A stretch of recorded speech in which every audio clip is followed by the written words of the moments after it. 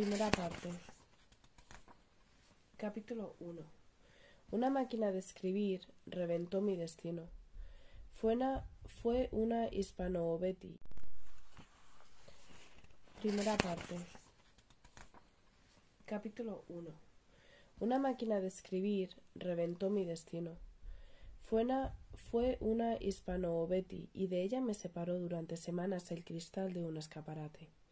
Visto desde hoy, desde el parapeto de los años transcurridos, cuesta creer que un simple objeto mecánico pudiera tener el potencial suficiente como para quebrar el rumbo de una vida y dinamitar en 4 días todos los planes trazados para sostenerla. Así fue, sin embargo, y nada pude hacer para impedirlo.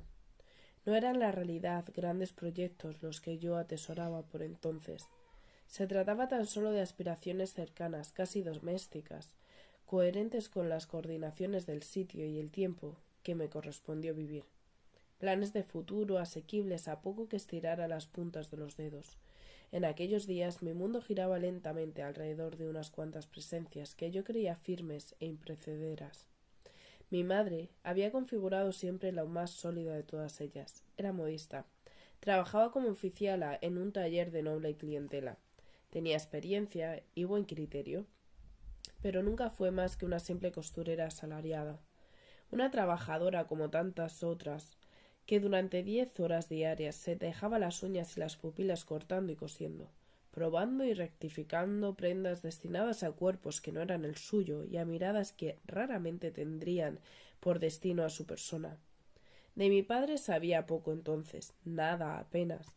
Nunca lo tuve cerca, Tampoco me afectó su ausencia. Jamás sentí excesiva curiosidad por saber de él hasta que mi madre, a mis 8 o 9 años, se aventuró a proporcionarme algunas migas de información. Que él tenía otra familia, que era imposible que viviera con nosotras. Engullí aquellos datos con la misma prisa y escasa apetencia con las que rematé las últimas cucharadas del potaje de Cuaresma que tenía frente a mí. La vida de aquel ser ajeno me interesaba bastante menos que bajar con premura a jugar a la plaza. Había nacido en el verano de 1911, el mismo año en el que Pastora Imperio se casó con el Gallo. Vio la luz en México Jorge Negrete, y en Europa decaía la estrella de un tiempo al que llamaron la Belle Époque. A lo lejos comenzaban a oírse los tambores de los que sería la primera gran guerra. En los cafés de Madrid se oía por entonces el debate y el helardo, mientras la Chelito, desde los escenarios, enfebrecía a los hombres moviendo con descaro las caderas a ritmo de cuplé. El rey Alfonso XIII, entre amante y amante, logró arreglárselas para engendrar en aquellos meses a su quinta hija legítima. Al mando de su gobierno estaba, entretanto, el liberal Canallejas, incapaz de presagiar que tan solo un año más tarde un excéntrico anarquista iba a acabar con su vida, descerrajándole 2 tiros en la cabeza mientras observaba las novedades de la librería San Martín. Crecí en un entorno moderadamente feliz, con más aperturas que excesos, pero sin grandes carencias ni frustraciones. Me crié en una calle estrecha de un barrio castizo de Madrid, junto a la Plaza de la Paja, a 2 pasos del Palacio Real, a tiro de piedra del bullicio imparable del corazón de la ciudad.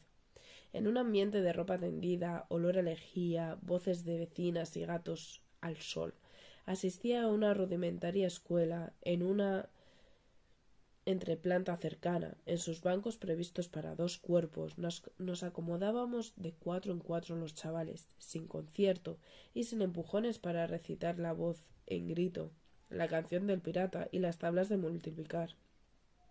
Aprendí allí a leer y a escribir, a manejar las 4 reglas y el nombre de los ríos que surcaban el mapa amarillento colgado de la pared. A los 12 años acabé mi formación y me incorporé en calidad de aprendiza al taller en el que trabajaba mi madre. Mi suerte natural. Del negocio de doña Manuela Godina, su dueña, llevaban décadas saliendo prendas primorosas, excelentemente cortadas y cosidas, reputadas en todo Madrid, trajes de día, vestidos de cóctel, abrigos y capas que después serían lucidos por señoras distinguidas en sus paseos por la Castellana, en el hipódromo y el polo de la Puerta del Norte, al tomar el té en Sacusa y cuando acudían a las iglesias de relumbrón. Transcurrió algún tiempo, sin embargo, hasta que comencé a adentrarme en los secretos de la costura. Antes fui la chica para todo el taller, la que removía el picón de los braseros y barría el suelo, los recortes, la que calentaba las planchas de la lumbre, y corría sin resuello a comprar hilos y botones a la plaza de Pontejos, la encargada de hacer llegar a las selectas residencias los modelos recién terminados envueltos en grandes sacos de lienzo moreno. Mi tarea favorita, el mejor entretenimiento en aquella carrera incipiente. Conocí así a los porteros y choferes de las mejores fincas, a las doncellas, amas, mayordomos de las familias más adineradas. Contemplé sin apenas ser vista a las señoras más refinadas y a sus hijas y maridos. Y como un testigo mudo, me adentré en sus casas burguesas, en palacetes aristocráticos y en los pisos suntuosos de los edificios con solera. En algunas ocasiones no llegaba a traspasar las zonas de servicio y alguien del cuerpo de casa se ocupaba de recibir el traje que yo portaba. En otras, sin embargo, me animaban a adentrarme hasta los vestidos y para ello recorría los pasillos y atisbaba los salones y me comía con los ojos las alfombras, las lámparas de araña, las cortinas de terciopelo y los pianos de cola que a veces alguien tocaba y a veces no, pensando que era lo extraña que sería la vida en un universo como aquel. Mis días transcurrían sin tensión en esos dos mundos, casi ajena a la incongruencia que entre ambos existía. Con la misma naturalidad transitaba por aquellas anchas vías jalonadas de pasos de carruajes y grandes portalones que recorría el entramado enloquecido en las calles tortuosas de mi barrio, repletas siempre de charcos, desprecios, griterío de vendedores y ladridos punzantes de perros con hambre. Aquellas calles por las que los cuerpos siempre andaban con prisa y en las que a la voz de «¡Agua va!» más valía ponerse a cobijo para evitar llenarse de salpicaduras de orín. Artesanos, pequeños comerciantes, empleados y jornaleros recién llegados a la capital llenaban las casas de alquiler y dotaban a mi barrio de su alma de pueblo. Muchos de ellos apenas traspasaban sus confines, a no ser por caso de fuerza mayor. Mi madre y yo, en cambio, lo hacíamos temprano cada mañana, juntas y apresuradas, para trasladarnos a la calle Zurbano y acoplarnos sin demora a nuestro cotidiano quehacer en el taller de doña Manuela.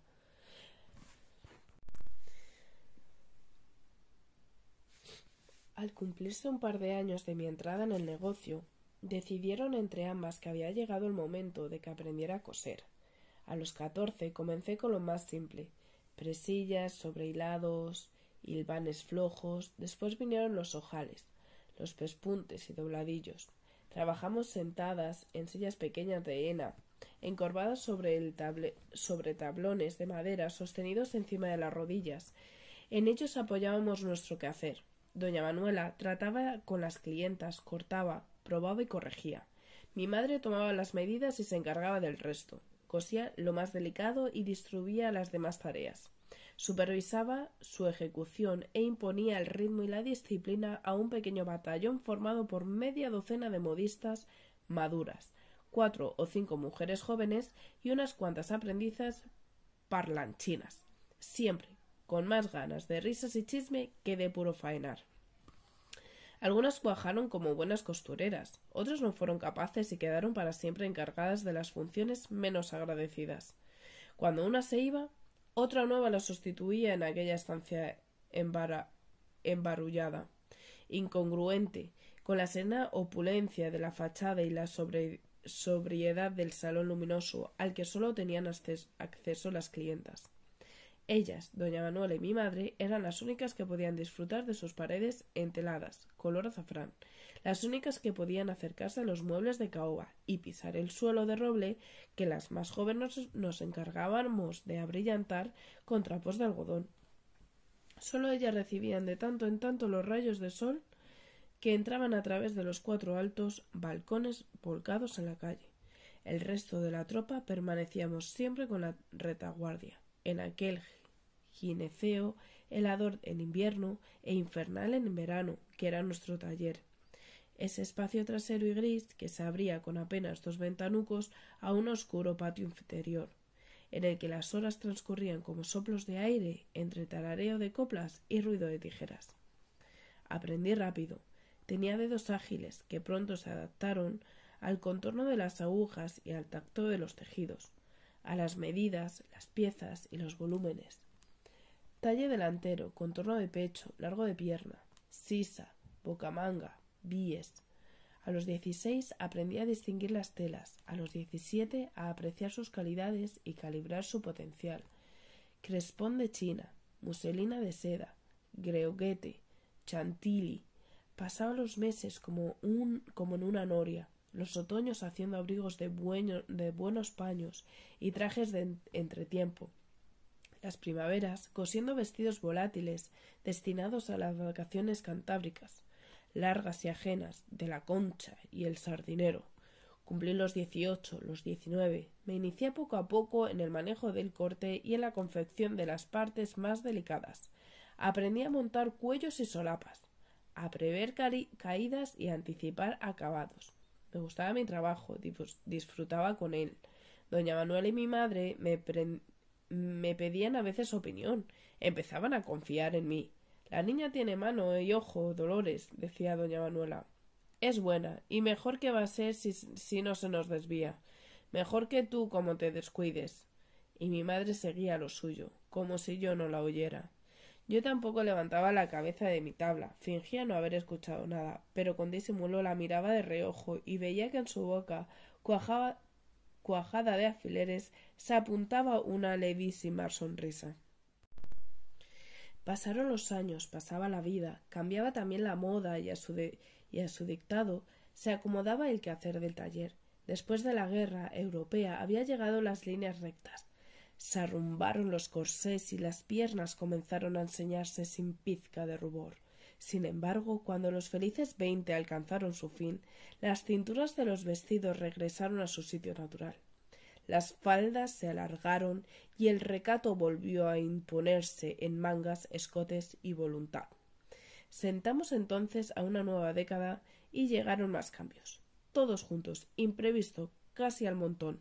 Cumplí los 20, vino la República y conocí a Ignacio. Un domingo de septiembre, en la Bombilla, en un baile bullanguero, abarrotado de muchachas, de talleres, malos estudiantes y soldados de permiso. Me sacó a bailar, me hizo reír. 2 semanas después empezamos a trazar planes para casarnos. ¿Quién era Ignacio? ¿Qué supuso para mí? El hombre de mi vida, pensé entonces. Un muchacho tranquilo que intuí destinado a ser el padre de mis hijos. Había ya alcanzado la edad en la que, para las muchachas como yo, sin apenas oficio ni beneficio, no quedaban demasiadas opciones más allá del matrimonio.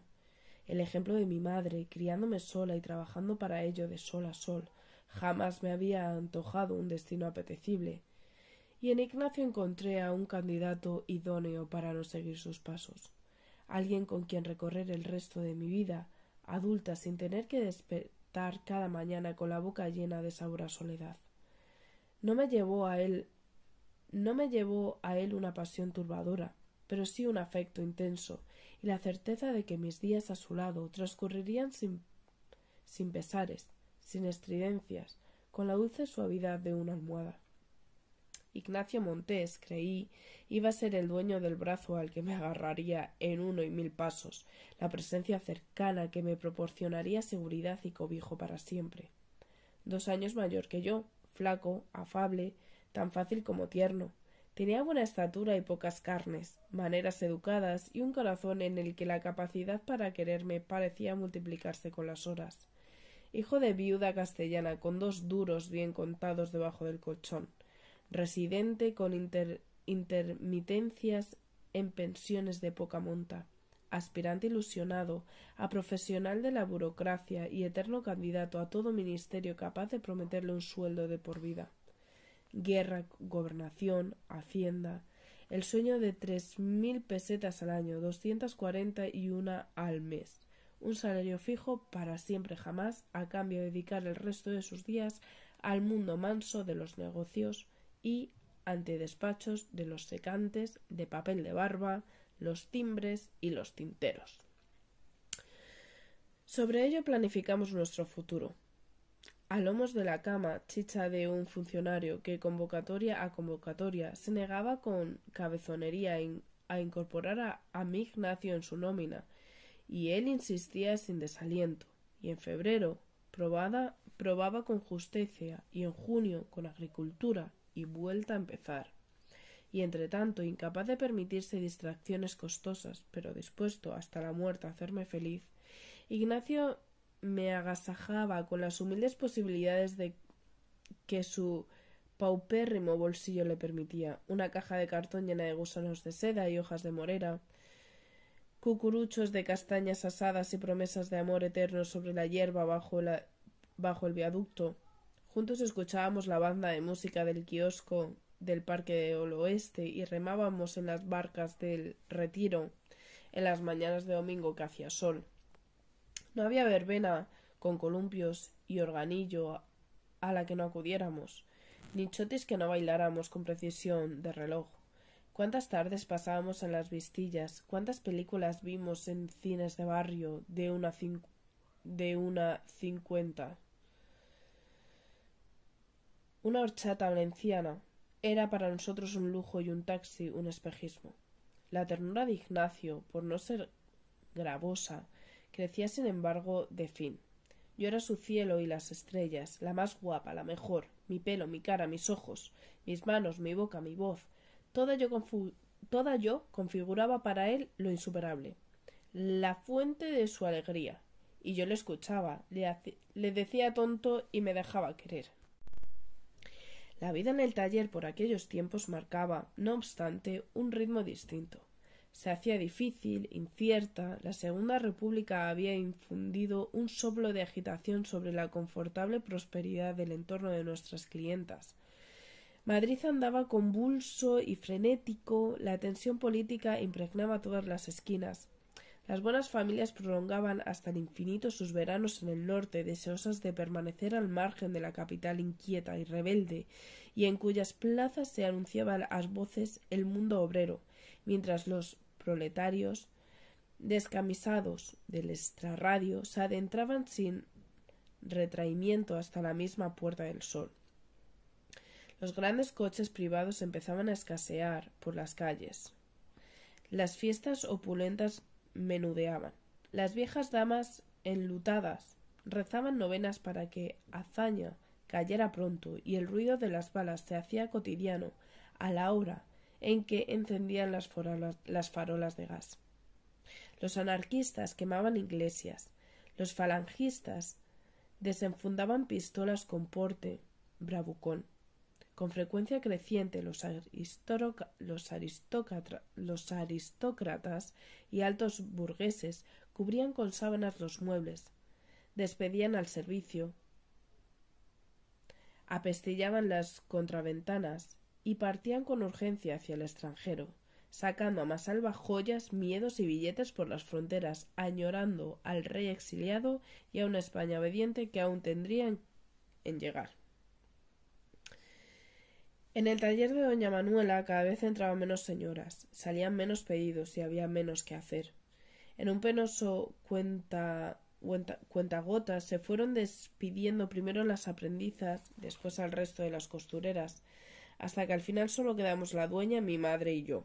Y cuando terminamos el último vestido de la marquesa de Entrelagos y pasamos los 7 días siguientes oyendo la radio, mano sobre mano, sin que la puerta llamara un alma, doña Manuela nos anunció, entre suspiros, que no tenía más remedio que cerrar el negocio. En medio de la convulsión de aquellos tiempos en los que las broncas políticas hacían temblar las paletas de los terrenos y los gobiernos duraban 3 Padre Nuestros, apenas tuvimos, sin embargo, oportunidad de llorar lo que perdimos. A las 3 semanas de advenimiento de nuestra obligada inactividad, Ignacio apareció con un ramo de violetas y la noticia de que por fin había aprobado su oposición. El proyecto de nuestra pequeña boda taponó la incertidumbre y sobre la mesa camilla planificamos el evento. Aunque entre los aires nuevos traídos por la República ondeaba la moda de los matrimonios civiles, mi madre, en cuya alma convivía sin la menor incomodidad su condición de madre soltera, un férreo espíritu católico y una nostálgica lealtad a la monarquía dispuesta, nos alentó a celebrar una boda religiosa en la vecina iglesia de San Andrés. Ignacio y yo aceptamos. ¿Cómo podíamos decirle no? ¿Cómo podríamos no hacerlo sin trastornar aquella jerarquía de voluntades en la que él cumplía todos mis deseos y yo acataba los de mi madre sin discusión? No tenía además razón de peso alguna para negarme. La ilusión que yo sentía por la celebración de aquel matrimonio era modesta, y lo mismo me daba un altar con cura y sotana que un salón presidido por una bandera de 3 colores. Nos dispusimos así a fijar la fecha con el mismo párroco que 24 años atrás, un 8 de junio, y al dictado del santoral, me había impuesto el nombre de Sira. Saviana Victoria Gaudencia, Heraclia y Fortunata fueron las opciones en consonancia con los santos del día. Sira, padre, póngale usted Sira mismamente, que por lo menos es corto. Tal fue la decisión de mi madre en su solitaria maternidad, y Sira fui. Celebraríamos el casamiento con la familia y unos cuantos amigos.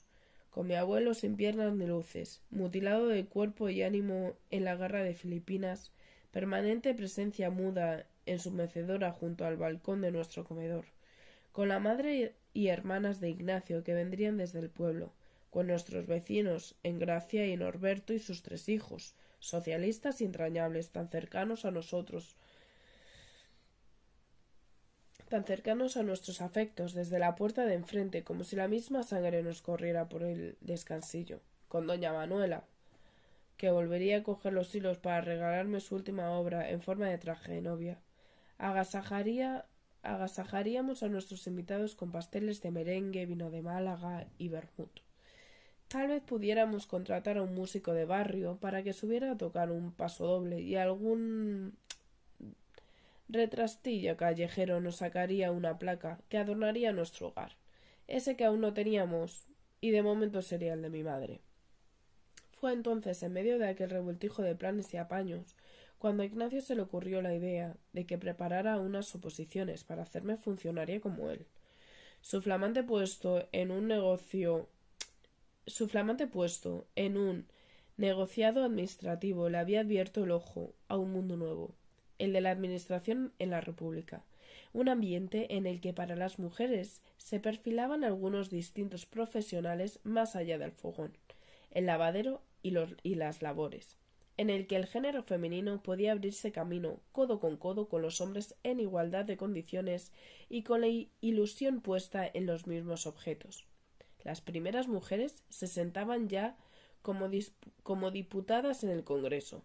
Se declaró la igualdad de sexos para la vida pública. Se nos reconoció la capacidad jurídica, el derecho al trabajo y el sufragio universal. Aun así, yo habría preferido 1000 veces volver a la costura, pero Ignacio no le llevó más de 3 tardes convencerme. El viejo mundo de las telas y los pespuntes se había derrumbado, y un nuevo universo abría sus puertas ante nosotros. Habría que adaptarse a él. El mismo Ignacio podría encargarse de mi preparación. Tenía todos los temarios y le sobraba experiencia en el arte de presentarse y suspender montones de veces sin sucumbir jamás a la desesperanza. Yo, por mi parte, aportaría a tal proyecto la clara conciencia de que habría que arrimar el hombro para sacar adelante el pequeño pelotón que a partir de nuestra boda formaríamos nosotros 2 con mi madre, mi abuelo y la prole que viniera.